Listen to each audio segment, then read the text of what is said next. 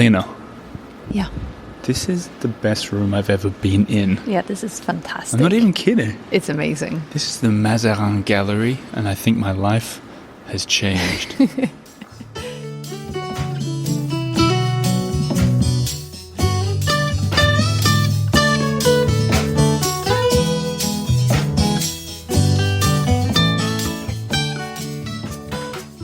If you can hear the crunching of gravelly sand beneath my feet, he says, exaggerating it, we are walking through the Palais Royal, and I'm not talking about R is for Royal here.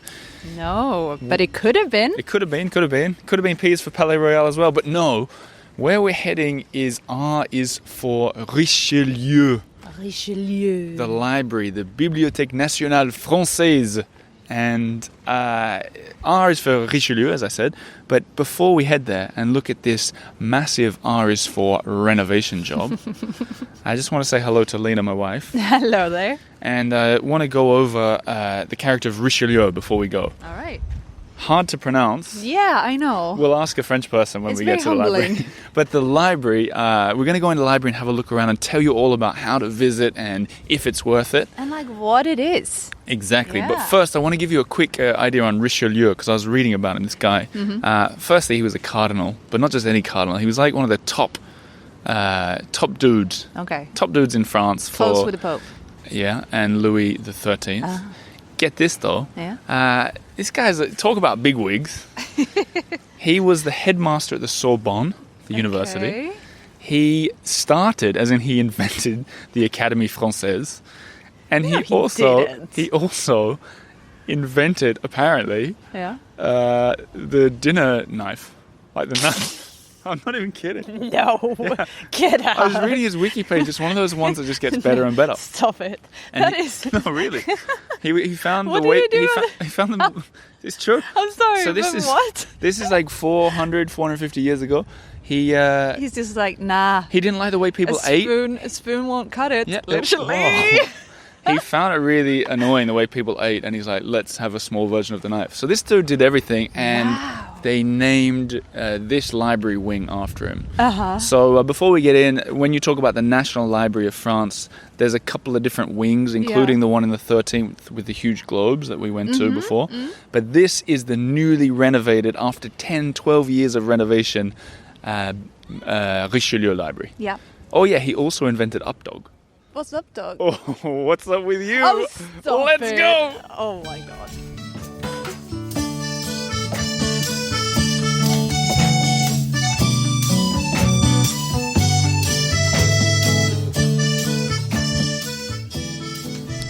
That was some intro music from Press Maxon. He writes for it. We're still in the Palais Royal, by the way, because I don't know if we can talk in the library.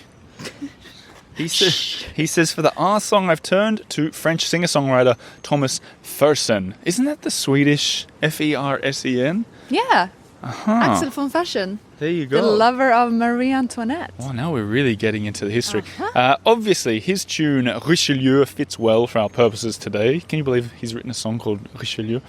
Aside from the title, I think there's a stronger musical tie here. When I think of libraries, I think of analog art. Actual books on shelves, which is a contrast to so much of the digital world in which we live. And I think songs like Richelieu actually reflect that analog world of art. They're recorded with mostly acoustic instruments, with very little digital or musical software influence, which the musical purist in me enjoys. The same part of me that enjoys going to a gorgeous library, browsing the titles, and finding a book in print that I love. Wow. Gotta hand it to him. Gotta hand it to this guy. Press Maxon. You can find him in the links below, and thanks for the music all season long. As for us, we've got to the end of the Palais Royal. Yeah, no more crunchy sand, but wet, sloshy leaves. Onto the library.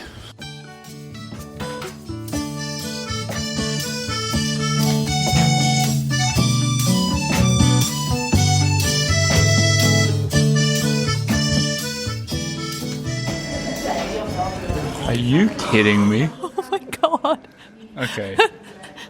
Okay, we need to talk about this. Okay, this is hilarious. So after we left the Palais Royal, we came into this bibliothèque. Gonna do a little intro, like walking through the papyrus garden. Talk more about that later. And then for half an hour, I've been trying to fix the microphone, which stopped working as soon as we entered these hallowed grounds. Until right this second, Lina says, you know what they do with carte vitales, the healthcare cards that don't work? I said, no. And you said... And I was like, well, I was as, surprised as you when it happened to me. But the lady at a pharmacy, she just took it out and she put some hand alcohol, hand sanitizer on it, and rubbed it on her little apron. And then suddenly it worked. So that's a trick. And I was like, okay, desperate times. Yeah, so we're sitting in the Rose Bakery, the new addition to this, one of the many renovations. Delicious cinnamon bun. And Lina looks over my shoulder and says, go and get some hand sanitizer and put it on the memory card of your microphone. It might work. Voila. Here we are. Ari's for ridiculous luck. Hand sanitizer, one of the good things from COVID, I guess. So here we are. Okay, so to get back onto it, it's an imposing building to walk into. For sure. Like, it feels like you're going to an airport or something. Security checks, you walk in. Front staff, not exactly uber-friendly, well, I hate to say. Not if you try to speak English with them, which you tried. I'm trying to do today from the perspective of a tourist. Yeah. And they didn't really like it. No. So we came into the bakery, this lovely little bakery, kind of a canteen, and we bought a €10 ticket to see the museum upstairs. I'm going to link in the show notes below to the New York Times article about the reopening by Elaine Shalino, a friend of this show, actually. Really good. She described everything better than I ever could. And it was her that mentioned that the garden you walk through has trees that are based on like paper and books. So like they planted it, even like with the different grass types and everything. Because it does look papyrus garden. Yeah. And then the first thing you're struck by, you can see it before you even walk in, is that big oval room, which we'll go in and have a look. Once open only for scholars, but now with this mega renovation. $260 million renovation over 12 years, half a renovation. They've made that part public. Yeah, to dunces like me and you. So we can go study, but we can go in and look at the books, so that'll be fun. We can look at all these old books in there, free of charge. Yeah. And then upstairs at the museum is all kinds of, there's millions of documents and trinkets and stuff like that, so I'm super excited to go and check it out. Shall we? Let's do it. Oh, but first, coffee and cake review. Any good? Very, very good. They had Swedish cinnamon buns, which they heated for us. Yeah, and my heart is sold. Good start. And the microphone is working. And it's clean. Let's go.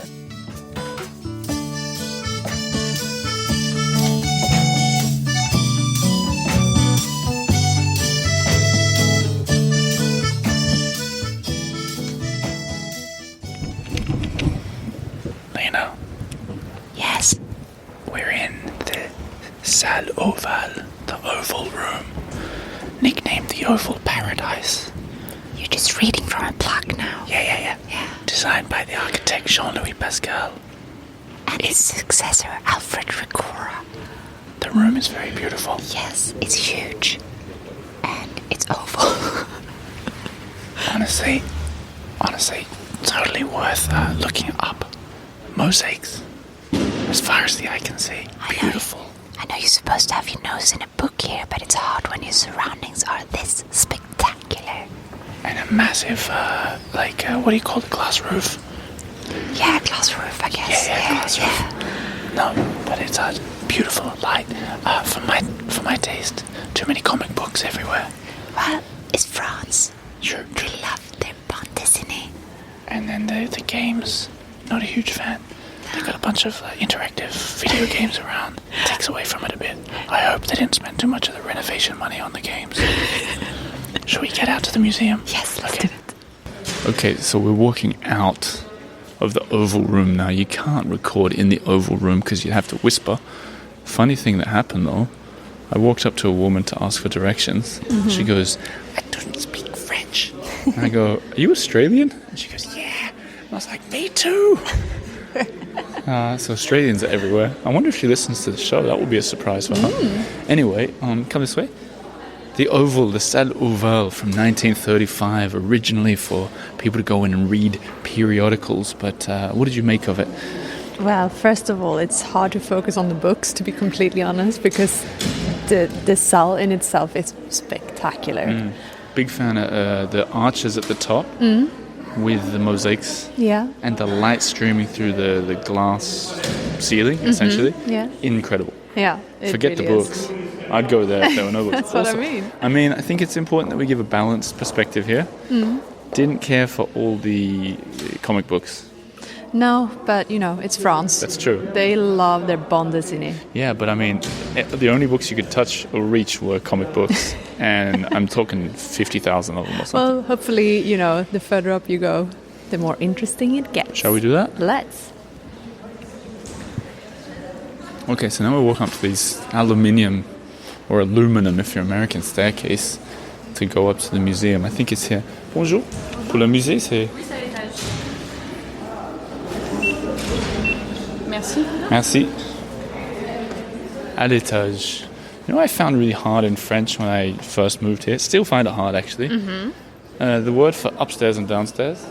Okay. As in en haut and en bas. And they say it so quick. So, like, if you say where are the toilets or something, and they go, oui, c'est long. C'est long.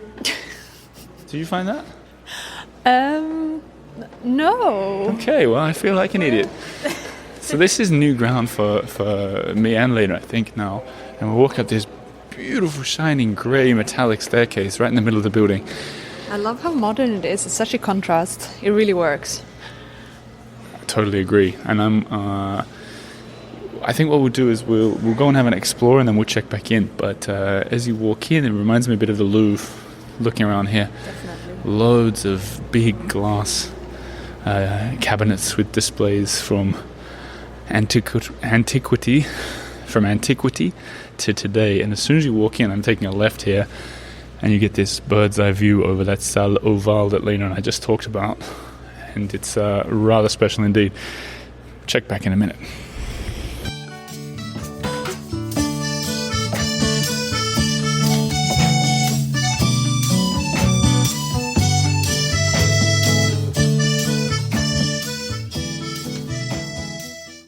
Lina. Yeah. This is the best room I've ever been in. Yeah, this is fantastic. I'm not even kidding. It's amazing. This is the Mazarin Gallery, and I think my life has changed. But just to put people into this room, you're better at describing than I am. Oh wow. Okay. Well, it's a dimly lit room with It's kind of got the ceiling that would rival the Hall of Mirrors in Versailles. Yes, and built before then even, I know. Really? 17th century layout, one of the few surviving examples of Baroque galleries in France. And we're standing next to a Coronelli globe, which we met in the other bibliothèque. We did. And this is the celestial one with all the stars. This is the center point of the room, but along the walls, which, like the church near Café de Flore, the Saint-Germain-des-Prés, with the colourful walls and everything, that's what this is like, except like that one kind of feels like newly repainted. This feels... It feels like we've stepped back in time. Look at those archways. The windows are shuttered so that the light doesn't come in, I guess. And on the top of each of them are like half seashells. Yeah, it looks a little bit like, the Venus, big Venus painting, the seashell that she's standing in. But the scope, like if I was up there, it's higher than a basketball, like the top of the backboard. The shell is, if I reach out my arms as wide as they could go, fingertip to fingertip, that's the size of the shell, gilded, much like all the details. And the ceiling, haven't even talked about the ceiling. I've got it here, the frescoed vault painted in 1646 by Giovanni Francesco Romanelli. He was inspired by Raphael and the Carracci brothers, and he's interpreted episodes of Greco-Roman mythology, mostly from Ovid's Metamorphoses. Well, it's a spectacular room and just filled to the brim with so many treasures. Oh my God, I think this is the original of... It looks like it. This is the scroll from the Marquis de Sade, 120 Days of Sodomy. It looks like, oh man, look how small he's written. I mean, this sounds wrong, but it looks like it's painted on a toilet roll. That's what I was going to say as well, but I held back too. But it's, I'm taking a video of it. It was written in the Bastille prison. Ah, maybe it was a toilet roll. But it's just hanging. They've done it like hanging way above my head down to our knees, unscrolled very tastefully. And it is tiny. tiny writing, like tiny. Okay, I feel like this is the kind of place where you could spend an awful lot of time. There's maps on the wall as well. So this room, to get to it, when you walk up into the main part of the museum, which was really lovely, yet, in my opinion, pales in comparison. The security... What did you find? Okay, unbelievable. I was recording that without realizing it, standing next to Victor Hugo's handwriting. What have we got here? Cromwell. Next to Goethe's Faust, the tragedy. Next to Beethoven's handwriting, Symphony No. 9. Oh my gosh, this place is amazing.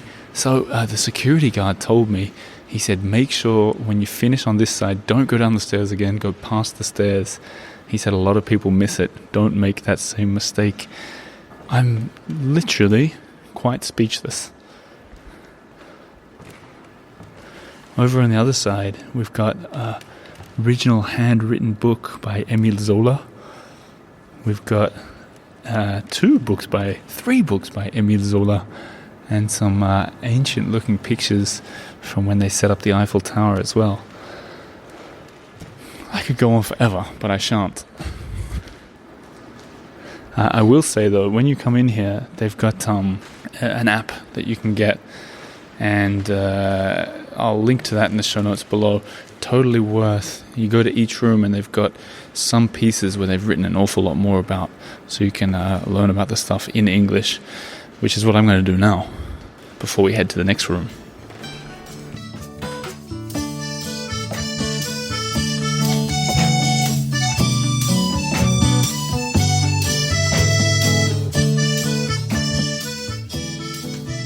So, Lina, we're standing, this sums it up really well, we're standing in the Cour d'Honneur, a glass gallery with a bird's eye view of the courtyard outside. And it sums it up because this glass sort of passageway between 2 parts of the building is empty. And a lot of the museum was empty. Yeah. I would wager this remains a secret of Paris. I wonder if it's because a lot of people, it was closed for such a long time. And maybe it's not on people's radar just yet. I think if you ask 100 tourists in Paris, none of them would say, I need to go there. I think 1,000 you might get one. And I think we need to change that. So, what you guys want to search for is the BNF Richelieu, which is the name of this wing. Free to see the big oval room. €10, just €10 to see the mighty rooms upstairs. And if I could predict it, I'd say you'd probably have a pretty quiet experience. I'd say so. No queuing, just straight up to the artworks, and it's great. I loved it. I would recommend searching BNF Richelieu for the free app that explains some things, because almost everything here is in French, which is, we are in France, fair enough. And the app actually was great. So they pointed out some highlights in each room, and they were highlights, definitely. Well, there you go.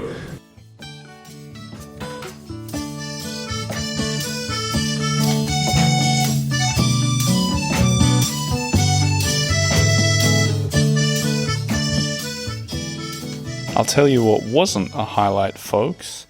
The microphone, which decided to die, I think once and for all, in the middle of that outro. So let me do it from the comfort of my own home. R is for Richelieu, a fantastic library in the 2nd arrondissement, right by Galerie Vivienne, one of those covered passages. I give a little shout out as well to a map shop that's right across from the entrance of the library. Wonderful map shop, atlases, world globes, check it out. I'll share some pictures of that in the coming days too. And Le Grand Colbert, the restaurant from Something's Gotta Give, that's just around the corner too. You can make a whole afternoon out of your visit to this library. As for me, my name is Oliver G. This show, maybe you noticed, didn't have a single advert, only an advert really for the library. So allow me to say, if you're not a Patreon member, you are missing out. Patreon.com/The Earful Tower, where perhaps as soon as this week, we'll be launching our seventh version of the Eiffel Tower's Guide to Paris.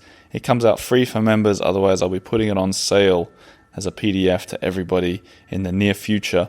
Otherwise, join the 150,000 people following across all the channels. I'm talking Instagram, Facebook, TikTok, Substack, YouTube, or just hit that subscribe button to this podcast. Oh yeah, while I'm thinking about it, don't forget we're doing the walking tours, the EiffelTower.com/tours. I'm personally leading them on Monday morning in the Marais, and we've got, for the next 3 months, every Friday afternoon of Montmartre with one of my main guides. Check it out and enjoy your next trip to Paris. Thanks again, Press Maxim, for the music. Thanks to the library for letting us in. And thanks for listening to the show. Merci beaucoup and au revoir.